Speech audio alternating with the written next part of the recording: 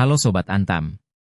Selamat datang kembali di kanal Sobat Antam, sumber terpercaya Anda untuk informasi dan analisis mendalam mengenai investasi emas. Pada kesempatan ini, kita akan mengulas secara detail pergerakan harga emas Antam terbaru, memberikan analisis singkat mengenai tren yang terjadi, serta menyajikan saran investasi yang bijak untuk para investor sekalian.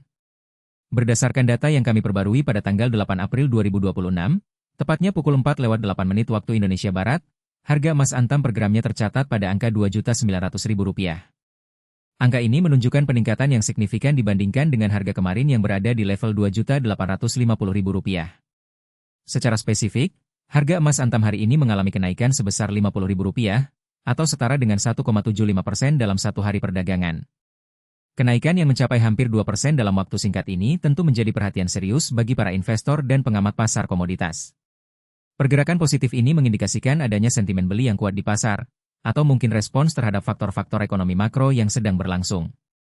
Meskipun data historis spesifik Antam untuk periode yang lebih panjang tidak tersedia dalam laporan ini, kita dapat menganalisis pergerakan harga emas secara umum berdasarkan tren pasar emas global dan historis pergerakan harga komoditas ini secara umum.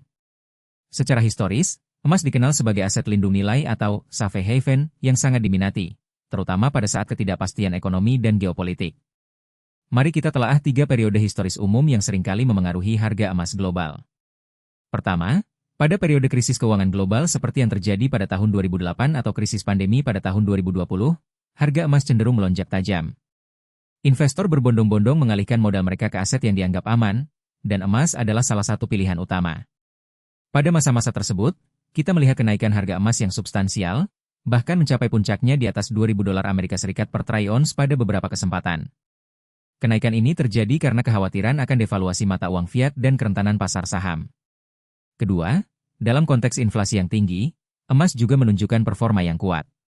Ketika daya beli mata uang tergerus oleh kenaikan harga barang dan jasa, investor mencari perlindungan nilai.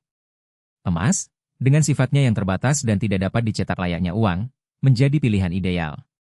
Misalnya, pada periode inflasi tinggi di tahun 70-an atau bahkan baru-baru ini pasca pandemi, di mana tekanan inflasi global meningkat signifikan, harga emas merespons dengan kenaikan yang konsisten. Emas berfungsi sebagai penyimpan nilai yang dapat mempertahankan kekayaan di tengah gejolak harga. Ketiga, sebaliknya, pada periode di mana bank sentral secara agresif menaikkan suku bunga untuk memerangi inflasi, harga emas mungkin menghadapi tekanan. Kenaikan suku bunga meningkatkan daya tarik investasi pada instrumen berbunga seperti obligasi, yang menawarkan imbal hasil yang lebih pasti dibandingkan emas yang tidak memberikan dividen atau bunga.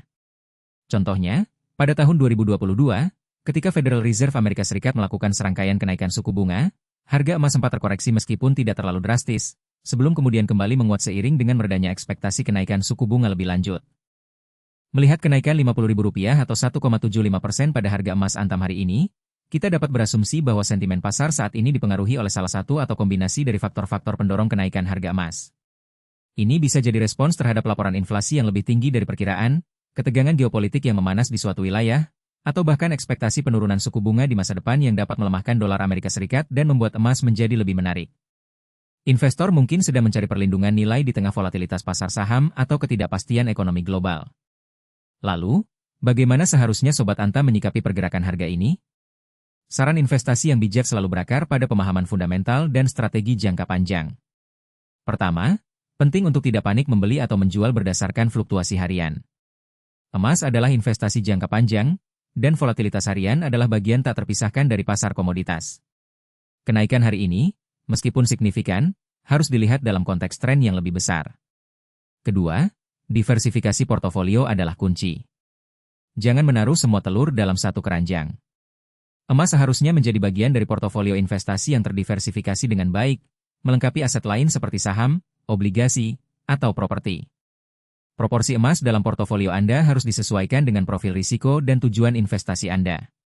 Bagi sebagian investor, 10 hingga 20% alokasi ke emas dapat menjadi strategi yang optimal untuk mitigasi risiko. Ketiga, pertimbangkan untuk menerapkan strategi dollar cost averaging atau pembelian rutin. Daripada mencoba menebak puncak atau lembah harga, pembelian emas secara berkala dengan jumlah tetap dapat membantu meratakan harga beli rata-rata Anda dari waktu ke waktu.